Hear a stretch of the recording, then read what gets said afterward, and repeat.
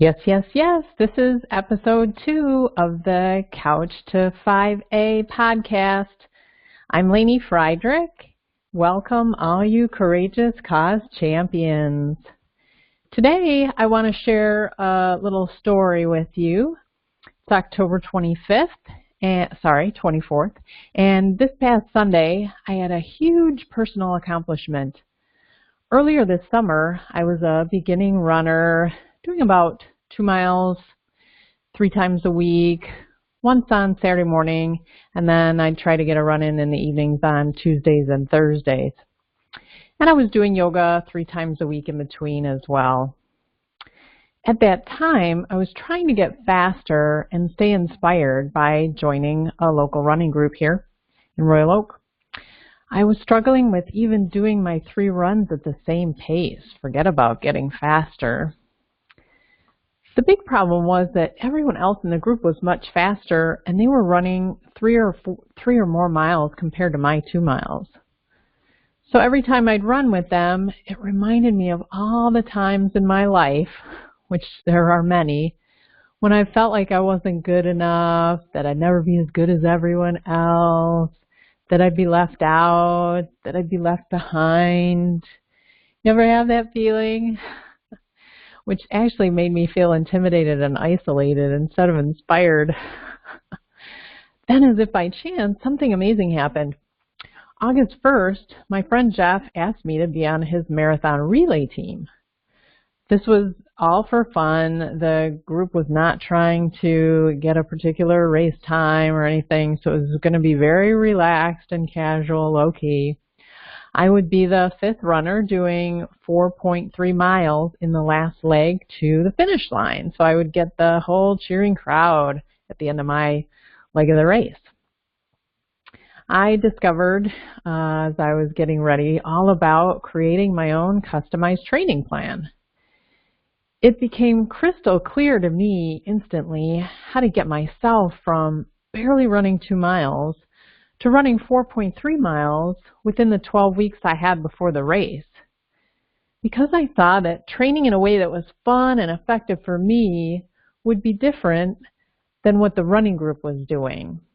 And just as an aside, I've done 5Ks before and at points in my life. I've done triathlons. I've done, significant cycling, 120 miles a week cycling. But it's been a while. It's been a long time since I had done a lot of that cardio work. And again, I was just trying last fall to get back into running a couple of days a week just to have some cardio on my plan. So my plan was to start thinking about what it would take to train and race with a smile on my face. I call it smile on my face pace. So I immediately started scheduling on my calendar all the runs from that date until the race, using this Couch to 10K plan that one of the local running stores has.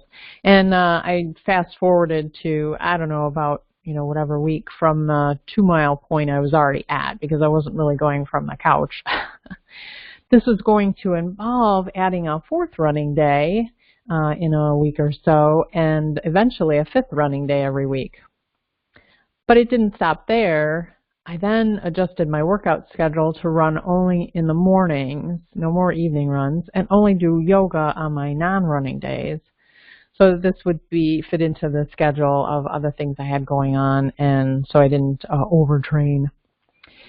After that, I started to wear my running shoes as much as possible so my feet would not be pinched by any of my dressy boots or shoes, because I've had neuroma issues in the past that completely sidelined me from biking for about 1.5 years before I got that all resolved. So I was really afraid. I was afraid of my foot issues cropping up. Interestingly, the first issue that came up was knee pain. I discovered by chance that I wasn't tying my shoes tight enough to keep my orthotics in place. So once I did that, that was quickly resolved. Yay! I also did some practice runs at Belle Isle, which is where my leg of the marathon will be starting, so I could get used to running over the bridge and with that darn wind that comes right off the Detroit River. The next issue that came up was that as the weeks progressed, I ran with the running group less and less. The weather got colder, it rained a few times, so I started running on my treadmill at home. And I really did feel torn about that because the reason for joining the running group in the first place was for the social aspect and to get inspired. But I realized that I enjoyed running with people at the beginnings of their journeys better instead of the experienced marathoners anyway, because that's really where I was at, and it was really more relatable for me. I made adjustments in my schedule and tried various clothing combinations depending on what the temperature was outside, and I was on plan when race week arrived. So building on that success, I decided to get a professional massage the day before the race, so I'd be as loose as possible, and I saw that as my reward for following my training plan.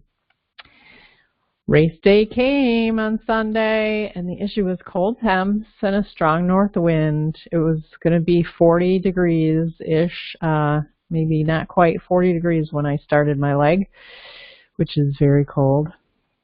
And I gave my best guess on how I should dress to be cool enough not to overheat, but warm enough to be comfortable. And let's just say I came close to getting that right.